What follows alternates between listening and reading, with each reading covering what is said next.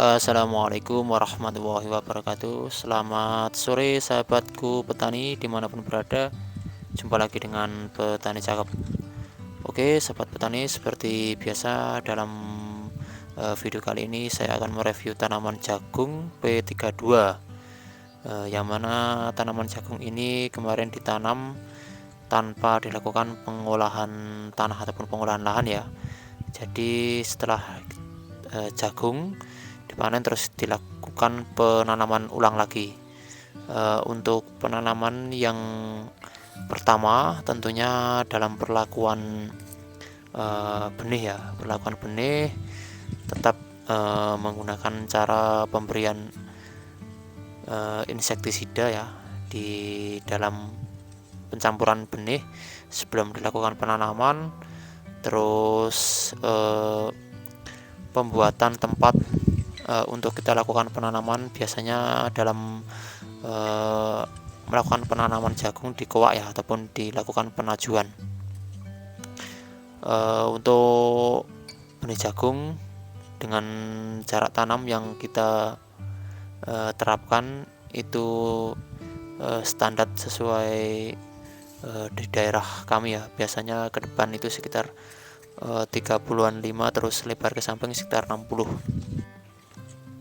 Untuk jenis jagung P32 ini sangat cocok ditanam di daerah persawahan ya sahabat petani, karena untuk P32 ini sudah terbilang kuat dalam keadaan tanah yang berair. Terus selebihnya P32 ini tahan bule. Jadi biasanya kan penyakit bule itu sangat rentan pada keadaan tanah yang becek dan basah. Jadi untuk P32 ini sangat cocok kita tanam di musim penghujan ataupun di lahan persawahan yang keadaannya tanah becek. Nah, untuk perawatan ya, biasanya dalam perawatan itu yang poin pertama kita lakukan tetap pemupukan ya, karena dengan pemupukan tentunya tanaman jagung itu akan lebih bertambah subur dan memaksimalkan proses pertumbuhan dan pembuahan. Untuk pemupukan tidak lupa selalu menggunakan urea ya seperti umumnya, dan NPK Ponska. Untuk pemupukan yang dilakukan dalam tanaman jagung ini di hari pertama itu 15 hari setelah tanam ya sahabat petani. Paling minimal 15 hari setelah tanam, maksimal kalau bisa mentok sampai 20 hari setelah tanam ya, itu harus sudah dilakukan pemupukan. Setelah dilakukan pemupukan, itu untuk perawatan selanjutnya biasanya pembasmian gulma ya sahabat petani. Jadi gulma itu juga mempengaruhi pertumbuhan tanaman, dan biasanya kalau dilakukan pemupukan gulma itu cepat tumbuh subur ya. Dengan dilakukan pemupukan, gulmanya itu biasanya juga ikut tambah subur. Terus yang biasanya itu untuk peresapan berkurang ya, peresapan pupuk ke akar jagung itu bisa berkurang dikarenakan gulma itu. Nah, untuk pembersihan gulma tetap menggunakan herbisida ya.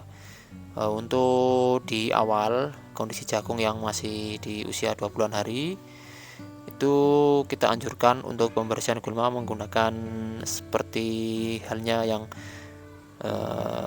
herbisida nokron dan anti gulma ataupun kayak pas sejenisnya ya, yang terkena jagung tidak mati. Jadi prosesnya hanya menghancurkan untuk gulma saja. Jadi untuk keadaan jagung ya yang ada pada video kali ini, memang perawatannya sangat kurang sekali ya sahabat petani. Bisa dilihat dari bentuk batang dan buahnya pun kurang maksimal. Terus keadaan tanah dan gulmanya juga masih lebat. Jadi untuk perawatannya memang kurang maksimal sekali ini. Nah, banyak yang tidak tumbuh ya, masih terlihat lebar jarak antara sana dan sini itu terlihat lubang-lubang ya. Jadi memang kemarin itu keadaan tanamannya memang kurang maksimal ya. kondisi tanah juga kurang maksimal. Jadi memang perawatannya kurang seperti itu ya. Terus dalam perawatan selanjutnya biasanya selain pemupukan bawah ya, pemupukan tabur ataupun pemupukan kocor, kita juga menghantam dengan pupuk atas ya. Pupuk atas itu bisa digunakan dengan penyemprotan dari atas. Untuk amunisinya biasanya itu pupuk daun, terus sejenis fungisida yang fungisida biasanya yang bersamaan dengan ZPT, yang ada ZPT-nya ya, seperti sejenisnya Skor ataupun Amistartap itu kan fungisida yang ada ZPT-nya, zat pengatur tumbuh. Oke sahabat petani, jadi untuk penyemprotan proses pembungaan ya, biasanya dalam pertumbuhan dan sampai pembungaan terus pembuahan itu adalah fase dimana proses jagung dan tanaman itu lagi proses pertumbuhan ya. Jadi untuk menambah nutrisi biasanya kita di awal setelah dilakukan pemupukan yang pertama sampai kedua itu penyemprotannya ada yang menggunakan ultradap ya, dan untuk pertumbuhannya di awal, terus fase pembuahan itu bisa dicampur dengan diganti dengan MKP ya, dan itu untuk pupuk penyemprotan ya, di bagian penyemprotan. Tapi untuk penaburan itu tetap kita lakukan ya, yang kita gunakan ya seperti biasa, yaitu urea dan NPK Bonska.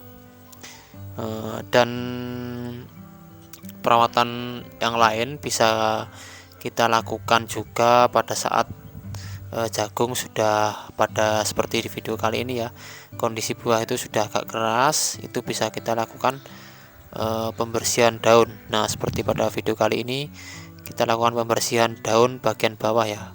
Tujuan dan fungsinya sangat banyak sekali, selain mencegah dari hama tikus, juga mengurangi lodoh ya. Lodoh itu pembusukan batang. Nah seperti itu, apalagi di musim penghujan. Nah oke sahabat petani, jadi seperti itu untuk review pada video kali ini. Semoga review kali ini bermanfaat untuk kita semua para petani jagung, khususnya bagi pemula yang belum paham dalam hal perawatan.